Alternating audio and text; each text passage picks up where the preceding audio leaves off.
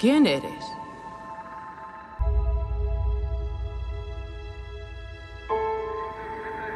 Me criaron para hacer una sola cosa. Pero no tengo nada por lo que luchar.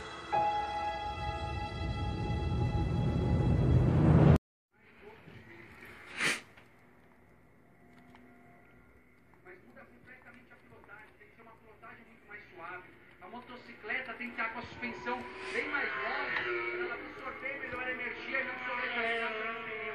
A eletrônica tem que atuar mais, o controle de tração tem que estar atuando mais para limitar tanta potência brusca. Mas pilotar na chuva é um show à parte. Só para ter uma ideia, olha o que aconteceu na etapa passada na Holanda. 10 voltas para acabar e Valentino Rossi perde a liderança. Quando Marc Marquez achava que a vitória estava no papo, surge o australiano Jack Miller para fazer história. Desde 2006, um piloto de equipe satélite não vencia uma corrida. E nesse pódio diferente, a terceira posição é do inglês Scott Redding. Scott Redding andava muito bem na Moto2. Ano passado, na MotoGP, ele não surpreendeu. Agora ele vem para a equipe satélite da Ducati, está surpreendendo bastante. E é um piloto que um detalhe curioso é a altura dele.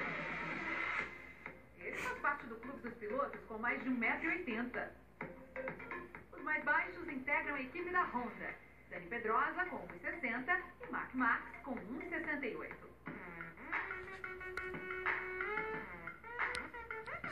Aliás, o líder da temporada, Marc Marquez, também caiu na Holanda. Só que foi nos treinos.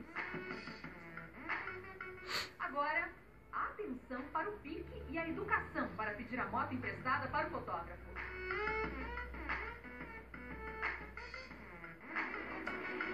E hoje os pilotos estão na pista. A etapa é na Alemanha.